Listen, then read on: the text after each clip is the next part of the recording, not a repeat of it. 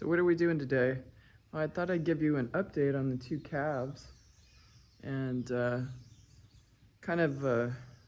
was relatively clueless about bottle calves, and but if you're a good stockman, you can figure out what you need pretty quick. But they're doing well. They took their morning bottle real early, and the bigger calf, the heifer, she actually weighs 130 pounds. I needed to know that when I went to the vet to buy some Draxxin for her, and I didn't give it to her because antibiotics. Although Draxxin goes immediately to the lungs, but I think her cough was more related to a mechanical uh, irritation when I fed her, because she just wasn't coughing at other times, maybe a little bit. And it's really hard with these bottle babies to figure out what's going on, but she sucked her bottle down really well. And so yesterday I kind of had a protocol going on, and it consisted of feeding in the morning, and then electrolytes, and like letting each thing work for about 2 hours. And then I gave them Pepto Bismol because their stool is still loose, but it was like water the other day. So I took one of the syringes that I normally use for injections. It was like a brand new one. And I put a tube on the end of it, and I put the tube kind of pointed toward the cheek, and then gave him 4 ounces of Pepto Bismol. I gave her 6. He started developing some runny stool, but I think it's because I overfed him a little bit, because he didn't have scours before. Where she did, you can see the leftover stuff. See, there's that cough.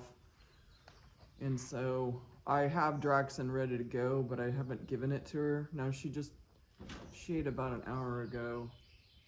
So I did do a thermometer. So the normal temperature is like 101 to 102, and she was running a little high, and then she wasn't. And he there wasn't looking well, and he was running a fever like 103. So I he's gonna pee. And she's gonna pee. So anyway, the one thing I also needed was a drench, and that's kind of a tricky proposition where you make sure you're not feeding it down the trachea. Well, you are feeding it down the trachea, but you want to make sure that you want to make sure it's going down the esophagus and not the trachea. Otherwise, you're just drowning their lungs. But fortunately, I didn't have to do that. I think if I were to buy bottle babies again, I would probably have some electrolytes in bottles in the truck at, right at the auction. And the minute you get them in the trailer, just immediately give them electrolytes. And but it's a tricky proposition with the young ones. So they were incredibly expensive, even though they're like such an iffy proposition. So, I mean, fortunately, the Sulphur Springs auction, they're really a reputable company in that they gave me my money back for, well, the calf that I couldn't even pick up because it was dead in the stockyard, or not stockyard, but in the auction block in the lots, and the other one died in the trailer.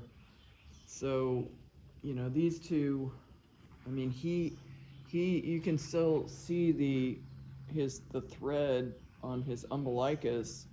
So, he's only like maybe 5 days old. So he's a small, he's small, he's young. But the one that died in the stockyard weighed 160 pounds. It was the largest of all the calves, which, you'd think it'd have some staying power, but I could tell that the calves were really dehydrated.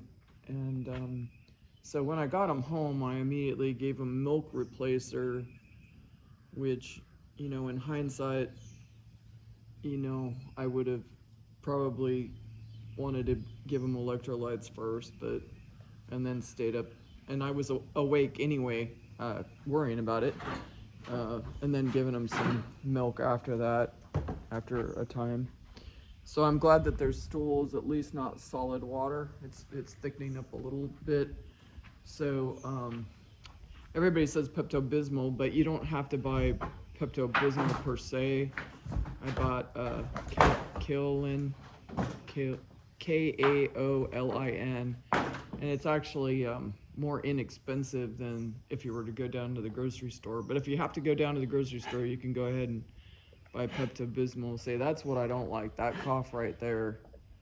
But I'm gonna take her temperature in the rear and see what she's running. Now, it's gonna rain today for sure, and the calves actually got wet one night, which is not good. So I think that's kind of why they started not doing as well all of a sudden.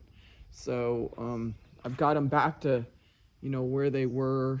When she milks, when she takes her milk, she wags her tail, and his ears are up. That's something you're looking for, is like the ears are up, and they have energy. They had enough energy to fight me on the last, I'll just say, Pepto-Bismol run.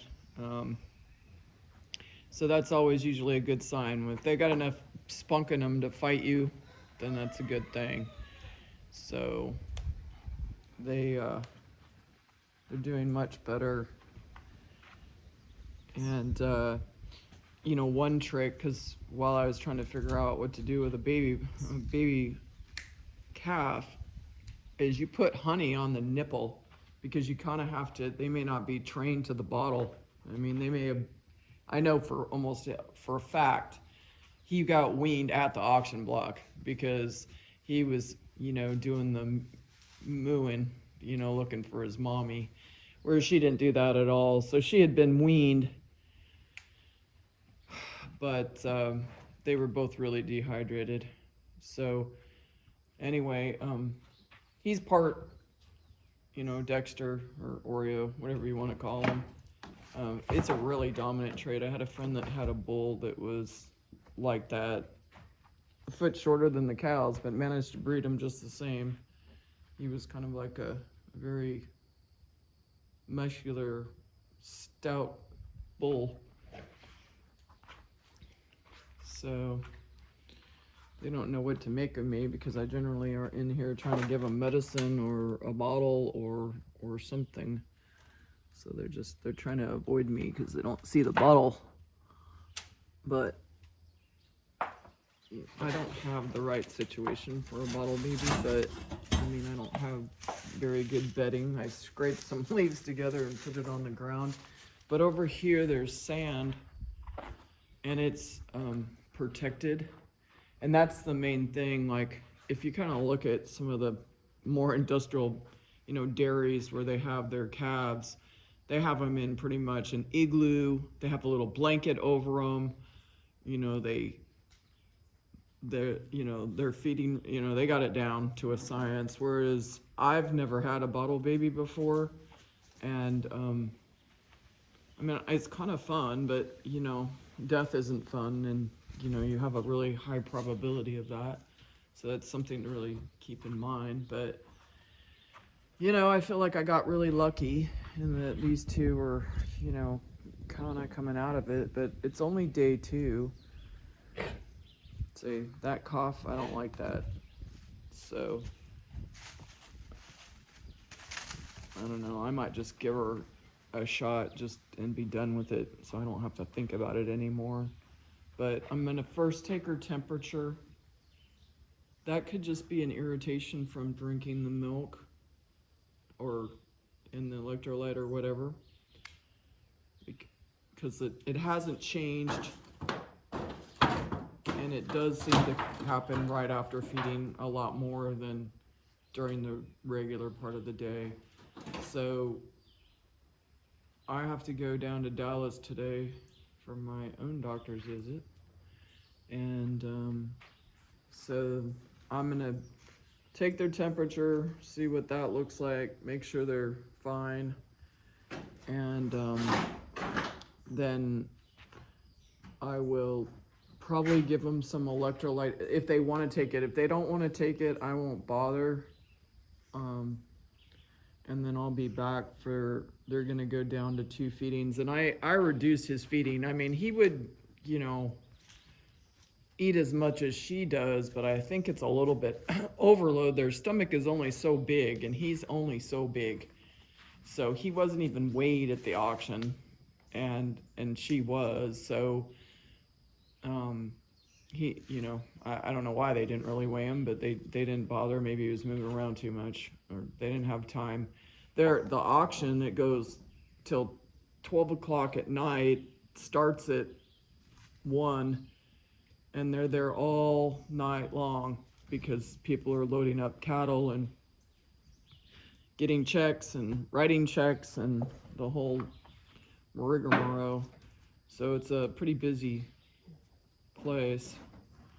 So I'm really happy with the way they are right now, because yesterday was making me worried because of the slight fever. They both seem to run at different times, so I should probably have them quarantined from each other because she has that cough.